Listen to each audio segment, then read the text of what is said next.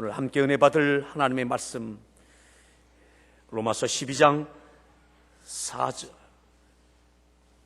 4절부터 13절까지 말씀을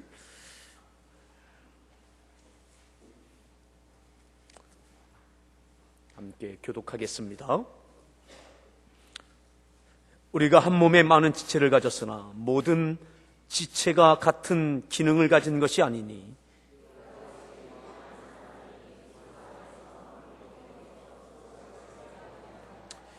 우리에게 주신 은혜대로 받은 은사가 각각 다르니 혹 예언이면 믿음의 분수대로,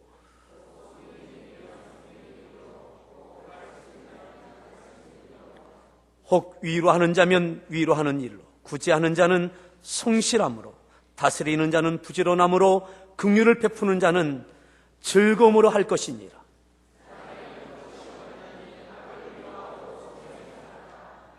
형제들 사랑하여 서로 우애하고 존경하기를 서로 먼저 하며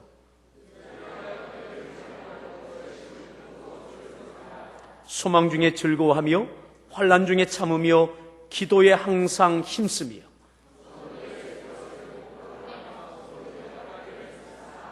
아멘. 성가대가 우리 하나님께 찬양으로 영광 돌려 주시겠습니다.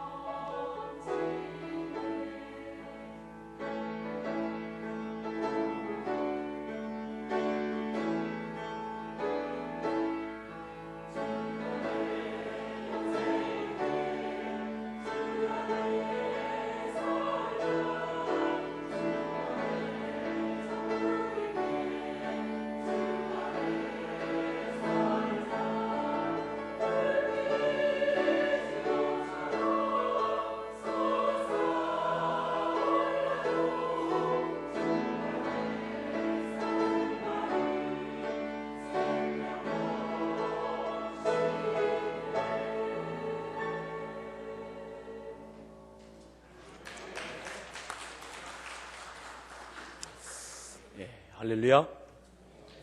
네, 우리 서로 이렇게 하십시다. 수고하셨습니다 하면서 우리 앞뒤 또 이렇게 분들이 어깨를 좀 주물러 주십시오. 특별히 우리 주부들에게 수고하셨습니다 하면서 어깨를 주물러 주십시오.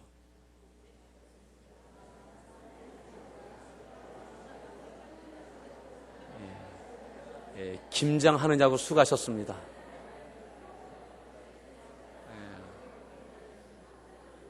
어제 어떤 성도하고 통화하는데 목사님 목욕탕입니다. 김장하고 목욕탕에 갔다고. 아무튼 우리 주부들은 주로 다음 주까지는 아주 고생들 많이 할 것 같습니다. 우리 따라합시다. 희망이 있습니다. 희망이 있습니다. 우리 서로에게 희망이 있습니다. 여러분들의 희망이 있습니까? 2011년 희망이 있습니까? 오늘 그 거룩한 도전 가운데 하나님께서 세우신 귀한 목사님을 통해서, 교수님을 통해서 우리에게 귀한 말씀 증거해 주실 것입니다. 말씀을 통해서 2011년에 희망이 되어지고 거룩한 도전의 출발이 되기를 바랍니다. 제가 긴 말씀 드리지 않겠습니다. 우리 목회자를 세우는 그러한 우리 신학교에서 우리 학생들을 가르치고 계시는, 신약을 가르치고 계신 귀한 교수님이십니다. 오늘 제목 따라합시다. 함께하는 교회. 아주 원색적인 제목입니다.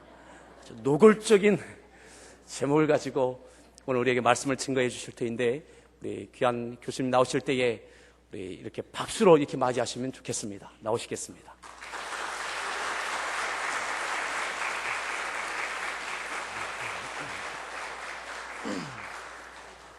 여러분 대단히 반갑습니다. 평택역에 내려서 이곳까지 오다 보니까 몇 년 전에 보던 그 주변하고 상당히 달라졌어요. 특히 저는 공도가 이렇게까지 많이 바뀔 줄은 몰랐습니다.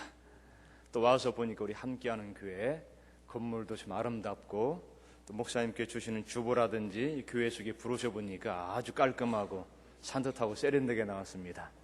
또 우리 목사님 또 가까이서 보니까 얼마나 외모가 수려하신지, 장동건만이 우리 목사님이 연예계 나왔으면 장동건은 뜨지 못했을 것 같아요. 아마 그걸 다 포기하고 오셨기 때문에 교회도 부흥되는 줄로 믿습니다. 또 이곳에 우리 함께하는 교회가 이 침례교라는 것 큰 복입니다. 제가 93년에 영국에 개건 교수로 옥스포드에 갔었는데, 그때 한국에서 왔다니까 그분들이 잘 모릅니다. 우리가 영국을 잘 알기 때문에 그분들도 잘 아는 줄 알았더니만은, 제가 그때 받았던 질문이 컬러 텔레비전이 있느냐, 또 아이스크림 먹으면 한국에도 이 아이스크림 있느냐, 있다니까 자기들이 방글라데시 갔을 때 먹었다는 거예요. 상당히 자존심도 상합니다. 그런데 침례교라니까 손을 덥석 잡습니다. 그러느냐고, 침례교냐고. 영국도 침례교가 참 많습니다.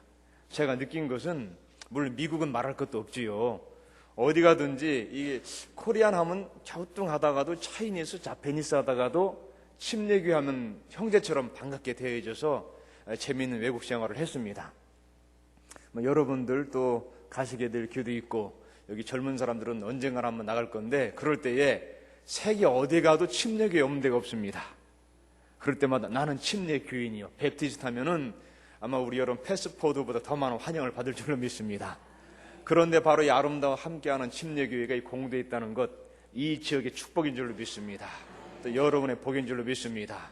이 교회가 바로 하나님께서 함께 하시는 교회, 성도가 서로에게 함께하는 교회, 또 이웃과 함께하는 복된 교회인 줄로 믿습니다.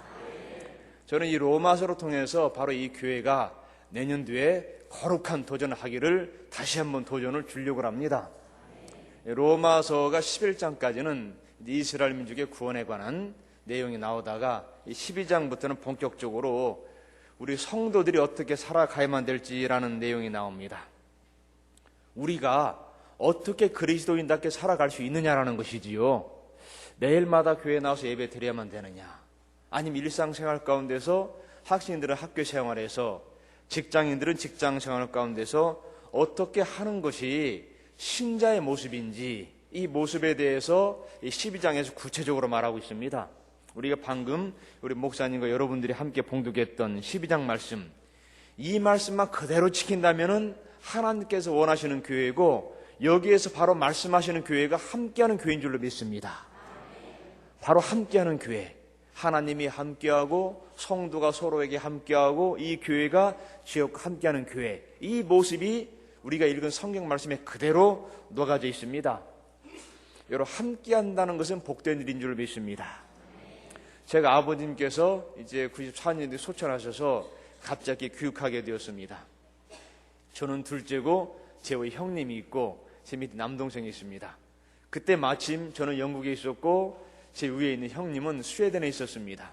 대도 연구단지에 있었기 때문에 1년 동안 연구하러 나갔었는데 장남과 차남이 없었어요. 아버님 갑자기 이제 병원 쪽 실수로 돌아가셨기 때문에 요즘 65이면 한참 때 아닙니까? 여기 65 이상 되시는 분 한번 손들어 보시기 바랍니다. 연세가 65세 이상 한번 손들어 보시기 바랍니다. 좀 있으시죠? 60 청춘. 지금은 산술적인 나이가 아닙니다. 영적인 나이, 실제 마음의 나이가 더 중요하지 않습니까? 그래 장례식을 3일장을 못하고 5일장을 했어요. 5일장을 했는데 형제가 영국에서 스웨덴에서 출발해서 프랑스 파리 공항에서 만났습니다. 장남과 차남이. 한국까지 와서 어떻게 장례식을 치르는지 염려도 하고 와보니까 이미 일가 친척들이 친구들이 다 준비해놔서 이 장남과 차남이 할 수 있는 게 하나도 없었어요. 제가 거기서 느낀 것은 저로서는 처음으로 애사를 당했습니다. 물론 우리 신앙적으로는 그분이 천국에 가셨기 때문에 그건 슬픔이 아니지요. 또 우리가 만나게 되기 때문에. 그런데 그때 느낀 것은 함께하는 분들이 있다는 사실이었습니다. 이 애사에서 함께하는 분들이 있으니까 전혀 어림이 없어요. 모든 순서가 일사천리로 진행되죠. 모든 장례 절차가 아름답게 진행이 됩니다. 아무 잡음이 없이 우리가 없었어도 함께하는 분들이 있기 때문에 제가 그걸 느끼는 것은 평소에 느끼지 못했었는데 그런 일 당하니까 그래서 중요하구나. 교회 와서는 수시로 예배 드려주죠. 발인 예배도 드리죠. 장제에 가서도 예배 드리죠. 또 끝나고 나서도 와서 예배 드려주죠. 이 신앙적인 동지가 있다는 것 자체가 큰 축복이라는 사실을 새삼스럽게 느꼈습니다. 우리가 신앙생활하면서 어떻게 하나님의 영광을 드러내는 것이냐, 또 우리가 어떻게 하나님의 뜻에 맞게 사느냐, 대단히 추상적인 말이죠. 신앙생활은 추상적이 아니라 실제적인 줄로 믿습니다. 바로 이 자리에서 이 함께하는 모임이 나중에 천국까지 이루어질 줄로 믿습니다. 이 교회 공동체가 그대로 천국까지 갑니다. 천국 가서 보세요. 아유, 장모님 여기 계시네. 아유, 권사님, 집사님 여기 계시네. 이 말이 나올 줄로 믿습니다. 그런데 반대로 장모님 어디 가셨지? 아니, 집사님 어디 가셨지? 그때는 빼도 박도 못하는 겁니다. 바로 여러분들이 그대로 만날 줄로 믿습니다. 그렇기 때문에 이 공동체는요, 천국 가는 훈련입니다. 군대도 마찬가지 아닙니까? 1등병으로 가든 쏘여로 가든 훈련시키지 않습니까? 적합한 군인들을 만들기 위해서. 그리고 나서 계급장도 다뤄주지 않습니까? 새로운 신분이 주어지면은 이 새로운 신분에 맞게 훈련을 시키는 것이지요. 여러분 생각해 보세요. 태어나서 초등학교도 다닙니다. 중학교도 다녀요. 가정교육도 받습니다. 그런데 천국은요, 초등학교와도 다릅니다. 중학교하고도 다르고 대학과도 달라요. 직장하고도 다릅니다. 듣도 보도 못한 세계, 우리가 성경에서만 살짝 엿볼 수 있는 그런 세계 아닙니까? 거기에 가기 위해서도 훈련받아야 될 것 아닙니까? 1년 동안, 2년 동안 군대 생활하는 것도 아닙니다. 4년 동안 대학 생활하는 것도 아니죠. 영원히 사는 바로 그곳에 가기 위해서는 얼마만큼 훈련 받아야만 됩니까? 최소한 100년은 받아야 되지 않습니까? 어떤 사람은 70년, 어떤 사람은 60년 이렇게 받고 가야만 되는 것이 바로 천국입니다. 그 훈련을 지금 우리가 이 함께하는 교회에서 받는 줄로 믿습니다. 이 땅에서 삶이 전부가 아니죠. 우리의 목표는 분명합니다. 천국에 가서 살기 때문에 영원한 생명을 얻고 영원한 생명 속에 살기 때문에 이 땅의 새 생명은 잠깐인 줄 믿습니다. 제가 87년도 제주도에 있을 때에 그 당시 서울 여일 KBS에서 이제 근무하시던 집사님 한 분이 제주도로 발령받았어요.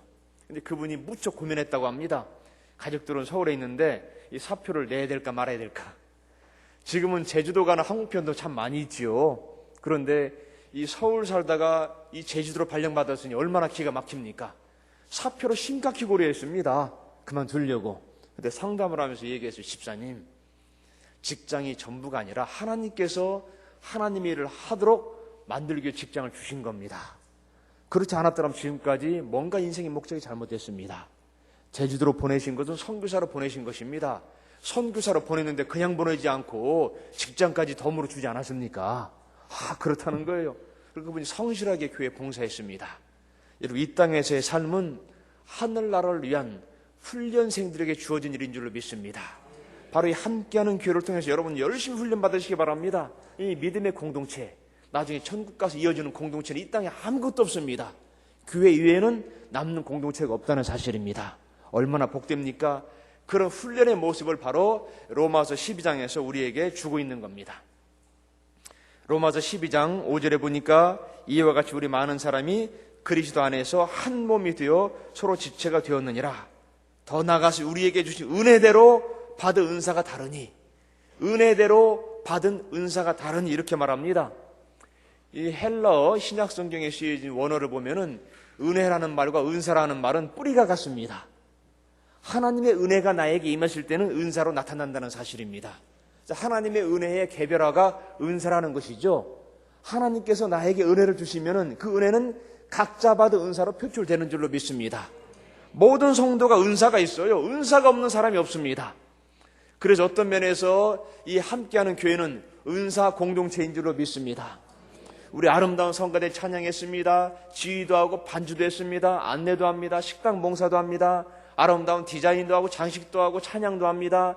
어떤 분은 봉사도 합니다. 김장도 합니다. 청소도 합니다. 어떤 분은 남의 아픔을 내 아픔보다 더 아파하셔서 위로도 하고 격려하는 분도 있습니다. 다양하지 않습니까? 어떤 분은 여러 가지 기도도 많이 합니다. 중보기도 은사도 있습니다. 하나님의 은혜를 받은 사람은 은사 없는 사람이 한 명도 없습니다. 아무도 없다는 것이죠. 반드시 은사로 주십니다. 여러분, 이 은사로 활용하시기 바랍니다. 내가 부족한 은사를 상대가 나눠줍니다. 또 은사를 나눠받습니다. 이것이 은사 공동체인 줄로 믿습니다. 이 교회가 무엇인가라는 정의는요, 이 신약 성경 가운데 에베소서에 가장 잘 나와 있습니다. 에베소서. 여기에 보면 교회가 무엇이다. 교회가 무엇입니까? 그리스도의 몸이죠. 그런데 결국 에베소서에서 말하는 교회도 은사 공동체라는 겁니다. 내가 갖지 못한 은사를 남이 갖고 있기 때문에 서로 나눠주고 나눠받는 것입니다. 어떤 사람은 신령한 은사도 있지요. 일반적인 은사도 있습니다. 어떤 분은 청소하는 게 은사가 아닌 줄 알아요. 그러나 그렇지 않습니다. 그것도 기쁘게 하는 분이 있습니다. 토요일마다 와서 주일을 위해서 예비합니다. 혹시라도 뭐가 문제 있는 것이 없는가 한 바퀴 교회를 둘러봅니다. 혹시 전구라도 떨어진 게 없는가. 여러분, 그것도 은사입니다. 꼼꼼히 챙겨보는 사람도 있어요. 어떤 분은 아무리 둘러봐도 전구 나간 거 모르는 사람도 있지만 어떤 분은 한눈에 보는 사람이 있습니다. 이것도요, 기쁨이 있어야만 됩니다. 어떻든 교회라는 것은 에베소서에서 바로 그런 겁니다. 또 에베소서에 보면은 부부와 부부관계를 말합니다. 남편과 아내, 아내와 남편 관계를 말하기도 하고 부모와 자녀 간의 관계도 말합니다. 또 직장에서 직장 상사와 밑에 있는 자기 하급자의 관계도 말합니다. 그런데 에베소서를 읽다 보면 깜짝 놀래요. 아니, 교회가 무엇인지 말하는데 갑자기 왜 부부관계를 말하는가? 갑자기 왜 자녀의 관계를 말하는가? 아니, 갑자기 왜 직장 생활을 말하는가? 본질적으로 에베소서에서 말하는 것은요, 가정생활도 교회생활의 연장이라는 것입니다. 부모와 자녀의 관계도 가정생활의 연장이고 직장생활도 가정생활의 연장이라고 보는 것입니다. 가정생활이 확장되는 것, 이것이 바로 교회생활이라는 것이죠. 교회생활의 연장이라는 말입니다. 교회생활은 모든 걸 다 포함합니다. 가정도 포함하고 직장도 포함하고 사회생활도 포함하고 심지어 국가에 대한 관계도 포함한다는 사실입니다. 교회라는 영역은 무한대입니다. 우리 공간적으로 이 함께하는 교회, 이 건물 속에 있는 것처럼 보이지만은 이 함께하는 공동체의 영역은 무한대로 뻗어나갈 줄로 믿습니다. 그래서 부부관계도 조심해야 되는 거예요. 교회에서는 막 아름다운 찬양 부르고 은혜 받다 교회 집에서는 마음대로 말하라는 것이 아니라 그때도 마찬가지입니다. 여기 남편들이요, 가정에서도 부부 목회하시기 바랍니다. 아내들도 마찬가지입니다. 밥을 하면서 아이고 언제 이 소뚜껑 운전 그만두나가 아니라 밥을 풀면서 십자가를 싹 긋습니다. 주여, 이 밥 먹고 우리 남편 힘내게 하옵소서. 허튼 데 힘쓰지 말게 하옵소서. 우리 자녀 이 밥 먹고 학교 열심히 공부하게 해주소서. 이것이 바로 가정생활하는 것 아닙니까? 교회생활도 똑같은 것 아닙니까? 자녀들도 마찬가지입니다. 갈 때에 학교생활, 아이고 이제 마음대로 싸워도 되겠다, 마음대로 게임해도 되겠다, 아니죠. 교회생활의 연장인 줄로 믿습니다.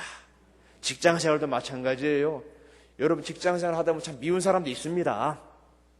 직장 상사 미운 사람 있겠죠. 그러나 간절히 기도해만 될 줄로 믿습니다. 주님, 우리 직장 상사 나를 박해하는데 나를 선다는 사람으로 바꾸게 해 주옵소서.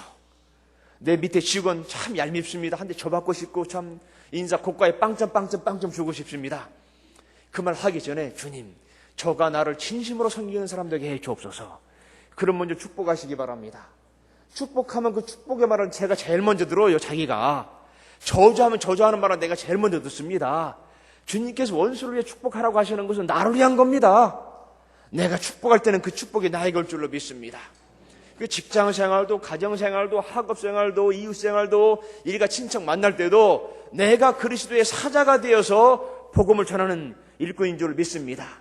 바로 그런 공동체가 교회라는 것이죠. 그래서 사마리아인의 비유에서 말합니다. 내 이웃이 누굽니까? 예수님에게 물어보죠. 내 이웃이 누구입니까? 나중에 주님께서는 어떻게 말씀하십니까? 너는 누구의 이웃이 되었느냐라는 것이죠. 내 이웃이 누군가 찾기 전에 너는 누구의 이웃이 되었느냐라는 것입니다. 이것을 먼저 말하는 것이죠. 교회 안에서도 마찬가지 아닙니까? 은사 공동체지만은 때로는 가장 미운 사람이 있을 수가 있어요. 가정에서도 자녀가 속썩이면 제일 밉습니다. 애물단지 아닙니까? 애물단지 자녀들은 사랑스러울 땐 그만큼 사랑스러울 게 그지없지만 미울 때는 그만큼 미운 게 없어요. 부부도 마찬가지 아닙니까? 촌수가 없어요. 촌수가 없다는 가장 가깝다는 것 아닙니까? 멀어지면 또 가장 멀다는 거예요. 부부라는 것이. 바로 그런 관계 아닙니까? 이런 예화가 있지 않습니까? 탈무드에 천사가 나타나서 말합니다. 내가 너에게 복을 주겠다. 네가 원하는 것 딱 한 가지 주겠다. 얼마나 기쁩니까? 천사여, 나에게 빨리 주세요. 그런데 조건이 하나 있다. 네가 원하는 것, 내가 너에게 주는 복을 주긴 주되 하나를 주면 네 이웃에게 더블로 2배를 주겠다. 그렇게 말합니다. 순간 고민에 빠졌어요. 일주일만 기다려달라고. 내가 원하는 것이 무엇인가 말하겠다고. 일주일 뒤에 천사가 찾아왔습니다. 자, 너에게 어떤 축복을 줄까? 복을 줄까? 정했느냐? 정했습니다. 무엇이냐 말해봐라. 천사여, 내 이웃의 눈을 한쪽 멀게 해주세요. 아니, 내 눈을 한쪽 멀게 해주세요. 자기 눈을 하나 멀게 해달라는 얘기입니다. 그럼 이웃에게 더블로 주니까 이웃은 눈이 완전히 멀어버리게 되는 것이죠. 이웃이 바로 그런 관계라는 겁니다. 가깝지만 멀고 가까운 관계. 얼마나 이웃이 미우면 그랬겠어요. 차라리 내 눈을 하나 멀게 해달라고. 이웃의 눈을 2개 싹 멀어버리니까. 이웃이 바로 여러분 그런 관계입니다. 이웃이 바로 가장 가까우면서 멀 수 있다는 거예요. 우리 함께하는 이 은사 공동체가 때로는 미울 수가 있습니다. 여러분, 그러나 그 미움은 이미 십자가에 못 박은 줄로 믿습니다. 그 미움을 없애기 위해서, 그 질투와 시기를 없애기 위해서 주님께서 십자가에 달리셨지 않습니까? 우리가 다시 그걸 끌고 와가지고 부활시키면 어떻게 하겠습니까? 기독교는요, 죽은 사람 살리는 부활의 종교지 질투와 시기를 부활시키는 종교가 아닌 줄로 믿습니다. 다 벗어버리시기 바랍니다. 이 은사 공동체는요, 은사를 주고받기 위해서는 여러분, 네 이웃을 내 몸처럼 사랑하시기 바랍니다. 내 몸처럼 사랑하는 그 은혜가 이 교회에서 임할 때에 가정도 회복이 되고 이웃도 회복이 되고 직장도 회복이 되고 일가 친척 관계도 회복될 줄로 믿습니다. 2010년 한 해는 여러분 거룩한 도전하시기 바랍니다. 이 은사 공동체에 함께 나눠야 되겠다. 나누는데 은혜를 나눠야 되겠다. 은사를 나눠야 되겠다. 이 결단이 여러분에게 있을 줄로 믿습니다. 교회는 또한 성령 공동체입니다. 성령은요, 신자와 불신자를 구별해 줍니다. 예수님 당시도 그랬어요. 사도 바울은 유대교의 이단들을 박해하러 간 겁니다. 기독교인들도 스데반의 순교를 보면은 유대교로부터 핍박과 박해를 받았습니다. 로마인들한테 처음부터 박해를 받은 것이 아닙니다. 여러분, 핍박과 박해는 가까운 데서 옵니다. 예수 믿으면 가장 가까운 핍박은 나랑 친했던 사람으로부터 와요. 아마 여기 예수 믿었던 사람들 많이 경험하셨을 것입니다. 유대인들이 볼 때는 저들은 이상한 집단입니다. 성령 받았으니 도대체 이해할 수 없는 사람들이에요. 이상한 말을 애들 쌓고 뭐가 이상한 사람들이에요. 도저히 알 수가 없어요. 율법을 지켜야지 구원받는 것인데 그 대신에 은혜로 구원받았다고 그러죠. 이상한 예수님을 섬기죠. 이상한 볼품없는 사람을 따르죠. 이상한 집단이에요. 이상한 집단인데 왜 이상합니까? 내주 안에는 성령이 계십니다. 바로 그겁니다. 그래서 요한복음에 보면은 부활하신 주님께서 숨을 내쉬며 가라사대 성령을 받으라 말씀하십니다. 근데 숨을 내쉰다. 이 숨을 내쉰다는 말과 창세기 2장 7절에 하나님께서 그 코에 생기를 불어 넣으셨다. 이 불어 넣으셨다는 단어는 동일합니다. 하나님께서 그 코에 생기를 불어 넣으셨을 때에 사람의 생명이 된지라 동물과 구별됐다는 사실입니다. 우리가 성령을 받을 때에는 불신자와 구별된다는 사실입니다. 우리 다 성령을 체험한 줄로 믿습니다. 성령을 받으면 사람 말이 달라집니다. 회개령이 터집니다. 회개하고 예수 그리스도의 이름으로 침례를 받고 죄의 사함을 받으라. 그래야만 성령을 선물로 받으리니. 그렇지 않습니까? 우리가 죄 없이 한 받는 것 가장 큰 축복입니다. 제가 성령을 보니까요, 가장 은혜로운 단어가 사랑이라고 하면은 축복이라는 단어는, 축복스러운 단어는 회개인 줄로 믿습니다. 우리는 수없이 죄를 질 수 있어. 근본적으로 우리가 주님 앞에 죄를 다 고백하고 사함받았지만은 생활 가운데도 끊임없이 회개할 일이 벌어지지 않습니까? 그런데 그 죄의 무게를 지고 산다고 생각해봐요. 얼마나 힘들겠습니까? 여러분 쌀 한 마리를 지고 매일마다 걸어다니라고 해보세요. 얼마나 힘들겠어요? 아기를 업어도 힘든 일인데 그 많은 죄를 지고 산다는 것 고통입니다. 회개할 수 있다는 것 축복인 줄로 믿습니다. 회개할 수 있다는 것 우리에게 자유함을 주신다는 사실입니다. 우리가 죄 없이 안 받으면은 새롭게 되는 날이 주 앞으로부터 이를 것이다. 사도행전 3장 19절 말씀 아닙니까? 새롭게 되는 날이 올 줄로 믿습니다.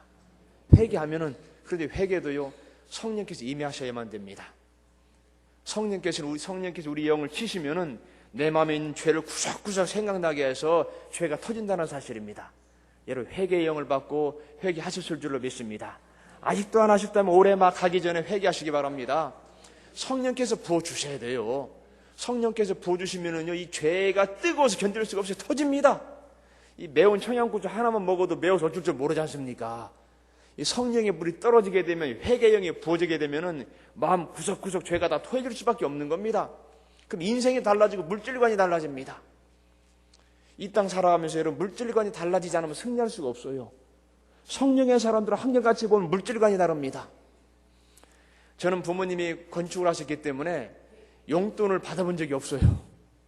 고정적으로 용돈을 자체를 받아본 적이 없습니다. 보통 건축을 이제 소규모로 하다 보니까 돈 있으면 이제 뭐 책 사라고 늘 조금씩 주고 책값이 만 원이 나면 저는 정확히 만 원을 받았습니다. 버스비 한 달치 얼마면 정확히 얼마를 받고, 그러니 11조 뗀다는 게 참 힘들었어요. 어디 간다면 차비 계산에 정확히 받고, 또 부모님도 꼭 그렇게 주셨어요. 저도 그렇게 말을 했고, 그러니 달리 쓸 게 전혀 없었습니다. 그래서 제 마음의 소원은 나도 빨리 월급을 받아봐서 11조를 내야 되겠다. 이 마음이 강렬히 나왔어요. 성경에 있는데 이걸 못하니까 마음에 괴로움이 있는 겁니다. 그래서 82년도에 해군 장교로 가서 드디어 첫 월급을 받았습니다. 11절 때는 얼마나 기쁜지 모릅니다. 이게 11절 때니까 마음에 바라고 소원했던 일 아닙니까? 월급을 딱 떼서 11절을 드리니 마음에 그렇게 기쁨이 오는 겁니다. 그리고 제가 한 가지 물건 산 게 있었어요. 그 다음에 서점에 가서 영어사전 한 권을 샀습니다. 첫 번째가 제 돈으로 벌은 돈 가지고, 그리고 거기다 1982년 날짜를 적어놨습니다. 떨어져서 지금은 자식 아들에게 주려고 좀 모아놨습니다만은, 근데 제가 기쁨이 있었던 것은 다른 것이 아닙니다. 이것을 해서 어떡하냐라 물질의 주권이 하나님한테 있다는 것, 이걸 돌리는 고백인 줄로 믿습니다. 그래서 저도 지금 아이들한테, 아이가 아르바이트해서 용돈도 받으면 꼭 11조를 떼서 아빠 나요 11조 얼마 뗐어요 자랑스럽게 말합니다. 이 아들은요 내가 아르바이트 얼마를 벌었다가 아니라 11조를 얼마 했어요가 자랑거리입니다. 물론 이 아이도 나중에 지금 신학교를 다닙니다만은 제 딸아이도 마찬가지. 월급 받으면 11조 꼭 뗍니다. 11조 엄마 나 대신 꼭 해서 갖다 대라. 어디 가게 되면은 모교에다 꼭 헌금을 합니다. 출석하는 교회에다 합니다. 제가 느낀 건 그렇습니다. 제가 아이들에게 11조로 강조했던 이유는 물질의 주권이 하나님을 선포하지만 나머지 10의 9도 잘 쓰라는 것입니다. 10의 1은 교회에서 관리하지만 10의 9는 네가 관리하는 것이다. 그러니 10의 9를 일을 드린 사람이 10의 9는 내가 관리한다는데 그 돈 가지고 허랑방탕하게 쓰겠습니까? 절대 못 씁니다. 바로 저는 그것이 생활의 축복이 거기 있다고 생각합니다. 야, 그렇구나. 아이에게 11조 교육은 물질의 주권이 하나님에 있다는 거 알려주기도 하지만 동시에 나머지 물질의 10의 9는 내가 관리하는 청지기다. 하나님의 청지기가 되어서 이것을 선한 데 쓸 수밖에 없구나. 이 돈을 가지고 허랑방탕하고 술 먹고 담배 피는데 쓸 수가 없는 것이죠. 10의 10은 다 하나님의 것인데 대신 내가 관리할 뿐이니 하나님의 돈을 가지고 아이가 술 먹는 데 쓸 수 있겠습니까? 담배 피는 데 쓸 수 있겠습니까? 이상한 데 쓰겠습니까? 못 쓰지 않습니까? 저는 저희 아이들한테 똑바로 살아라 뭐라 이런 말 많이 하지 않아도 물질의 주권을 바로 주니까 아이들이 따르더란 얘기입니다. 이 비결이 여기 있었구나. 성경이 그 모든 걸 세세하게 다 기록한다면 얼마나 양이 많아지겠어요. 여러분 교회 올 때는 들어가나다 아마 성경 싣고 왔어야 될 겁니다. 다 기록할 수 없는 축복의 비밀이 바로 거기에 있습니다. 그래서 성령을 받으면 물질관이 달라진다는 사실 아닙니까? 성령을 체험하게 되면 공동체가 이루어지는 것입니다. 저희 함께하는 교회가 성령 공동체가 되기를 축원합니다. 성령에 사로잡힌 교회, 성령으로 말하는 교회, 물질관이 바로 선 교회, 이것은 사람이 교육해서 될 일은 아닙니다. 성령께서 감동 주실 때는 그 모든 것이 달라질 줄로 믿습니다. 또한 이 교회가 기도하는 공동체가 되기를 소원합니다. 12절에 특별히 소망 중에 즐거워하며 환난 중에 참으며 기도에 항상 힘쓰며 여러 가지 말하는데 12절에서만 항상이라는 단어는 이 기도라는 말만 들어가 있습니다. 다른 것에는 없는데 기도에 항상 힘쓰며 이 수식어가 붙어요. 여러분 기도하시기 바랍니다. 저는 연평도 요즘 보면서 마음이 참 아파요. 속이 상합니다. 또 국제적으로 부끄럽습니다. 같은 민족 아닙니까? 세상에. 일본하고도 우리가 화해하고 중국하고도 화해하는데 같은 민족끼리 이게 무슨 짓입니까? 무슨 이게 국제적으로 얼마나 부끄럽고 창피한 일입니까? 또 마음 아픈 일입니까? 그 젊은 군인들 하늘나라에 보낸 그 부모님의 마음 얼마나 아픕니까? 부모는 주 돌아가시면 산에 묻지만 자식은 마음에 묻는다고 하지 않습니까? 얼마나 그 꽃다운 청춘들이 쓰러져 갔습니까? 얼마 전에는 천안함 사태 있었지 않습니까? 저는 연평도 옆에 있는 섬에 1년 동안 근무해서 그 아픔을 누구보다 잘 압니다. 보름드라는 곳에서 기지부장으로 간첩선을 감시하는 그곳에서 있었기 때문에 바로 앞에 연백 평화가 바라보입니다. 바로 그 연평도 옆에 섬, 맑은 날씨에서 보이는 바로 거기에서 그런 일이 벌어졌다니 얼마나 안타까운지 몰라요. 때로 속도 상합니다. 중국은 13억도 먹여 살리는데 그것도 못 먹여 살려가지고 수많은 사람 굶어 죽게 하고 그것도 뭐 같은 민족에게 그냥 그 포탄을 쏴야 됩니까? 얼마나 끔찍합니까? 불쌍한 국가입니까? 그들은 매일마다 새벽에 모여서 회의했습니다. 뭐 천리마 운동도 했어요. 밤까지 사상교육했습니다. 그들은 모이면 회의하고 토론했어요. 그 결과 무엇입니까? 저렇게 됐지 않습니까? 망나니가 돼버렸어요. 국가가. 우리 한국은 어땠습니까? 70년대 중반까지만 해도요, 북한이 더 잘 살았습니다. 지금 우리가 비교도 안 되잖아요. 우리는 어찌했습니까? 못 먹고 못 살지만 새벽 기도는 했습니다. 새벽부터 모여서 기도했다는 사실입니다. 그들은 새벽부터 모여서 회의해서 결과가 이랬지만 우리는 새벽부터 기도한 결과가 이렇게 된 줄로 믿습니다. 교회에서도 여러분 어떤 회의할 때 회의 많이 하지 마세요. 회의하면 회의가 생깁니다. 먼저 기도하시기 바랍니다. 기도하시면 하나님께서 한 가지 마음을 주실 줄로 믿습니다. 우리나라가 잘 살 수 있는 원인이 하나도 없어요. 여러분 따져보세요. 우리가 잘 살 수 있는 이유가 어디 있습니까? 하나하나 따져봐도 잘 살 수 있는 이유가 없어요. 하나님께서 은혜를 주신 줄로 믿습니다. 우리는 그냥 없어서 새벽부터 일어나서 기도했어요. 주여 주여 기도했습니다. 또 밤이면 철야 기도도 했어요.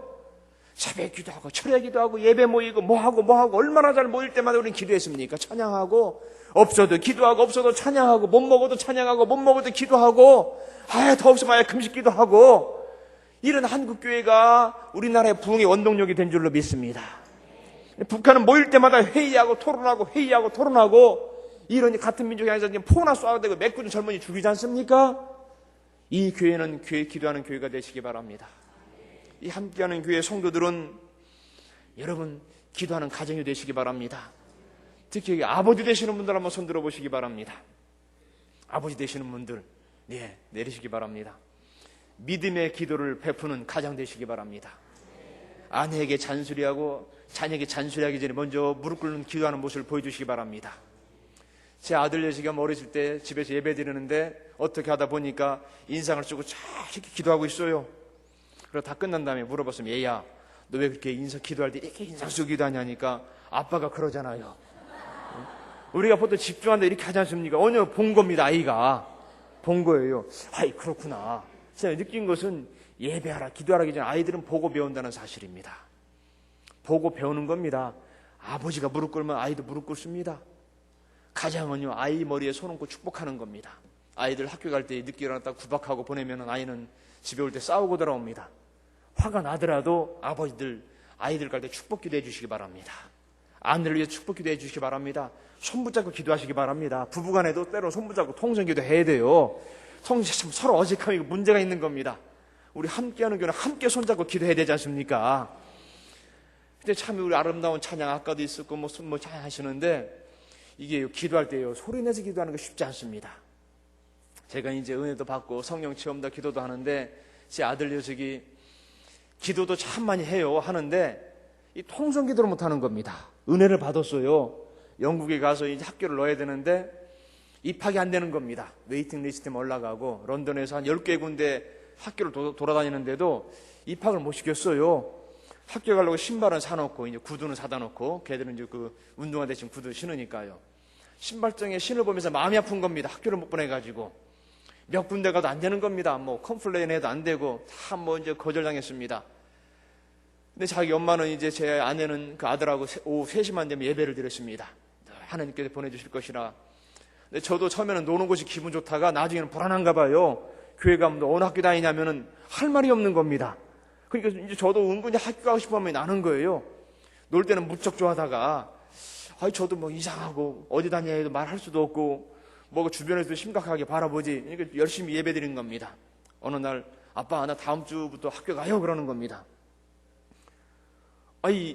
근데 왜 그러냐. 하나님 말씀하셨다는 겁니다. 분명히 다음 주부터 학교에 간다고. 근데 기대 반 또 회의 반 그 마음이 듭니다. 이상하게도 다 거절당해서 몇 달을 더 기다려야 되는데 그래서 이제 월, 화, 수, 목 계속 기다립니다. 근데 저희 그 당시에는 이제 편지가 아침 8시 전에 옵니다. 출근 전에 우체부에 꼭 편지를 미리 주기 때문에 혹시나 하고 오는데 편지가 안 오는 겁니다. 그날 금요일 날. 큰일 났구나. 그래서 영국은 거의 모든 학교들이 오후 3시 반이면 끝납니다. 거의 모든 학교들이. 그래서 3시 반부터 4시 사이는요, 러시아어입니다. 모든 학교가 아이들 픽업하느라고 부모들이 14살 이하는 의무적으로 이제 픽업을 해줘야만 됩니다. 자기 혼자 등하게 할 수 없기 때문에 법적으로. 그때까지 이 전화도 없습니다. 끝났구나. 근데 제 걱정이 앞서는 것은 이 아이가 실망이 이제 어떻게 클까. 하나님 말씀을 들었다는데 어떻게 내 해명해 줄까. 이걸 고민하고 있는데 4시 반쯤 전화가 왔습니다. 학교에서. 월요일부터 학교에 오라고. 근데 어느 학교인가 물어보니까 2번씩 거절당했다는 학교입니다. 그리고 괜찮은 학교인데 2번씩 거절당한 학교에서 선생님이 바로 내일 모레 글패부터 학교 나오라는 겁니다. 얼마나 기뻤는지 몰라요. 그래 그 아이한테 말했더니 아빠 내가 뭘 했어요? 하나님이 나한테 말씀하셨는데. 그런 걸 체험한 아이입니다. 그런데 기도를 시키는데 통성 기도를 못하는 겁니다. 그래서 안 되겠다 싶어서 제가 앉아서 이제 기도를 합니다. 너도 옆에 앉아라. 그래서 왼쪽에 앉혀놓고 내가 주여 하면 너도 주여 해라. 이렇게 시켰습니다. 그래서 제가 주여 하니까 이 아이가 주여 하면 키키키키 웃어요. 믿음이 없는 것이 아니라 안 나오는 겁니다.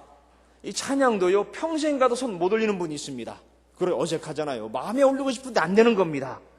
여러분, 찬양할 때 감동하면 손 올리시기 바랍니다. 이 축복의 열쇠인 줄로 믿습니다. 하나님은 같이 역사하십니다.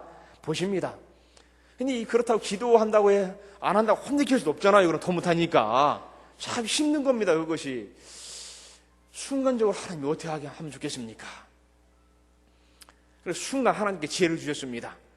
그래서 옆에 있다 갑자기 이제 그 손을 가지고 등을 쫙 때렸어요. 그러니까 아야! 그러는 겁니다.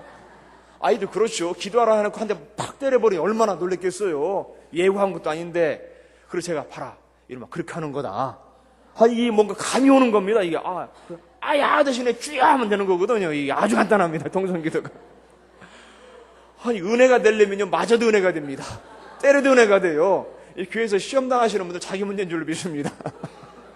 교회 문제가 아닙니다. 다 내 문제예요. 맞아도 은혜가 되는 겁니다. 은혜가 되려니까 그때부터 기도가 터지는 겁니다. 주여 하는 겁니다. 아이들이 나도 저도 주여, 저도 주여, 주여, 주여. 이 부재간에 그냥 좌측기든 우측기든 이 집안이 잘 안 될래 안 될 수가 없는 겁니다. 막 통성기도가 터지는데 부재간에 그때부터 이 아이가 통성기도가 터졌습니다.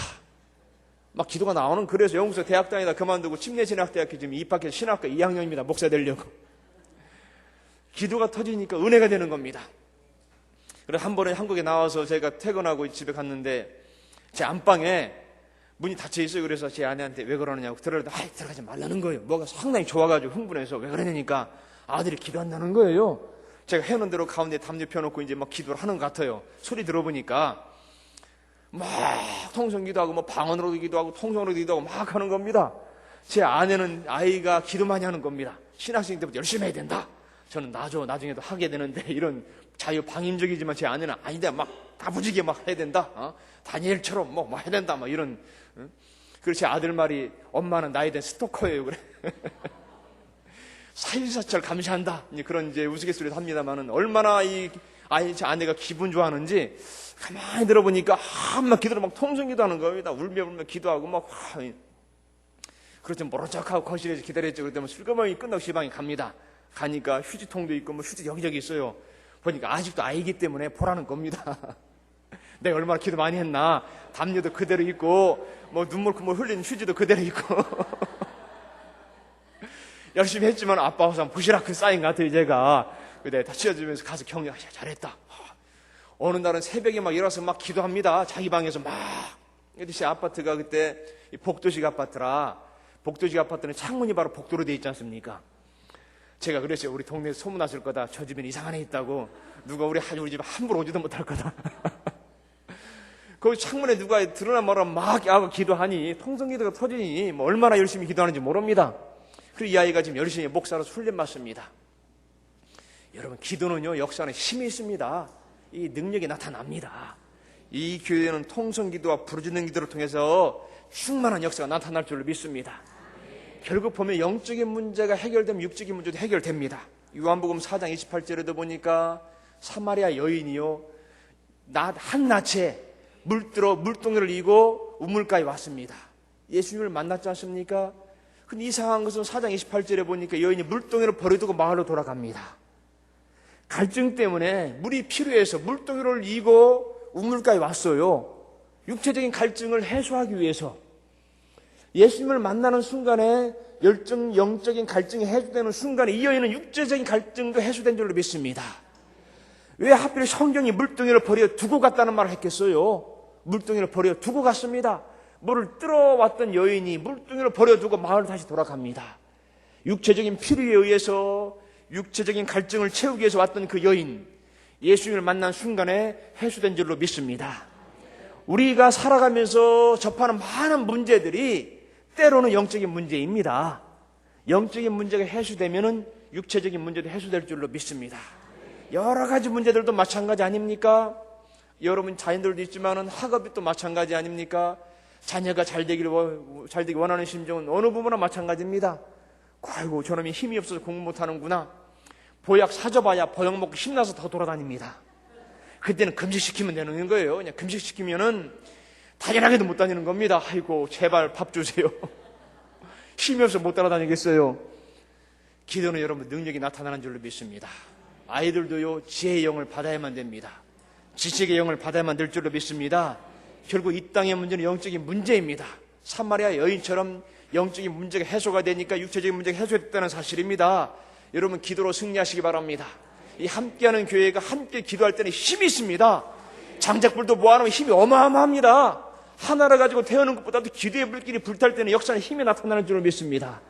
그래서 함께하는 교회는요, 서로서로 은혜를 나눠야만 됩니다. 내가 기도하니까 이렇다더라. 응답을 받았다. 이 기도의 응답이, 이 거룩한 도전이 새해에는 넘쳐날 줄을 믿습니다. 그래서 우리가 성령께서 함께 하실 때는요, 하나님과 함께 하시는 것을 느낍니다.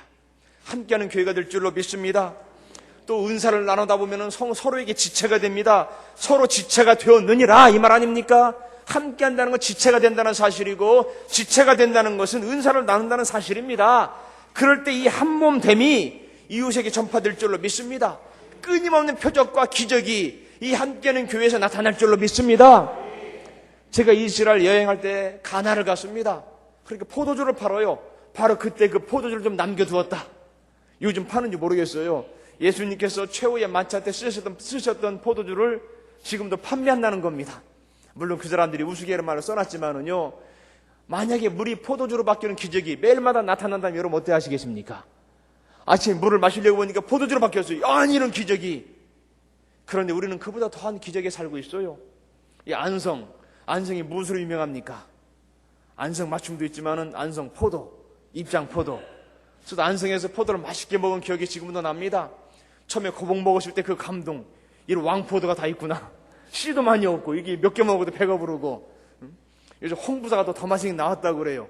이 참 포도의 고장. 자, 따지고 보면 포도나무도 연약하게 보이지 않습니까? 가지, 때로는 겨울에 땅에 묻어야만 됩니다. 워낙 연약하기 때문에. 그냥 준 거 물밖에 없어요. 물이 들어갔는데 그 물이 연약한 가지를 통해서 나올 때는 맛있는 포도가 열립니다. 이것이 기적 아닙니까? 어떻게 물을 줬는데 연약한 가지를 통해서 포도가 나옵니까? 물이 포도주로 바뀌는 것보다 우리는 더 큰 기적을 체험하고 있습니다. 물이 포도주로 바뀌는 거 아무것도 아니에요. 어떻게 물이 연약한 가지를 통해서 그 달콤한 포도가 열립니까? 나는 포도나무요, 너희는 가지니. 우리가 주님께 매어 달려 있으면 우리 가지를 통해서 아름다운 결실이 나올 줄로 믿습니다.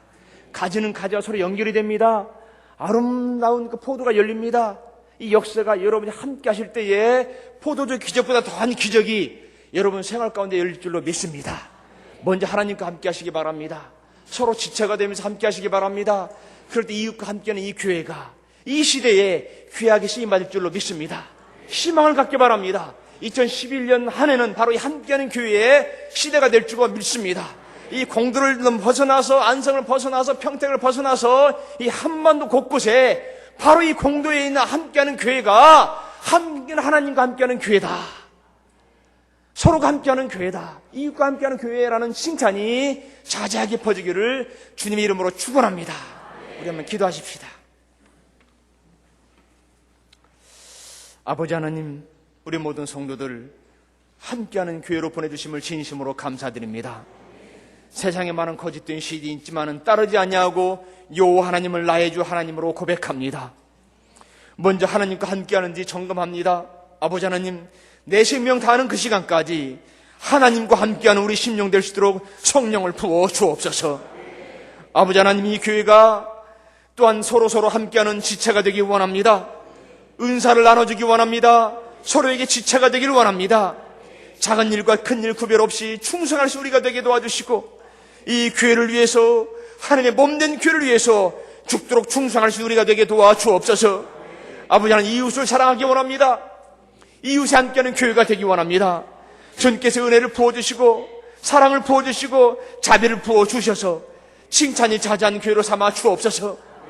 은사 공동체로서, 성령 공동체로서, 기도 공동체로서 하나님의 뜻을 이루어 나가는 거룩한 도전을 하기 원합니다. 2011년 희망이 있습니다. 소망이 있습니다. 그 소망과 희망을 실천하신 우리 모두가 될 수 있도록 은혜 가운데 인도해 주옵소서. 예수님 이름으로 축복하며 기도합니다. 아멘.